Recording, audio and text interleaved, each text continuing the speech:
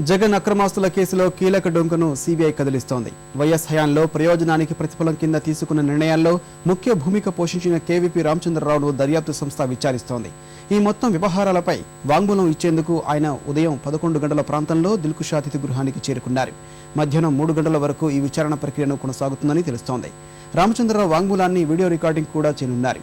ఈ కేసులో గతంలో కొందరు ఐఏఎస్ అధికారులు, రాజశేఖర రెడ్డి వ్యక్తిగత సహాయకుడు సూర్యుడు ఇచ్చిన వాంగ్మూలాల ఆధారంగా కేవీపీ పాత్రపై సీబీఐ ఓ నిర్ధారణకు వచ్చింది.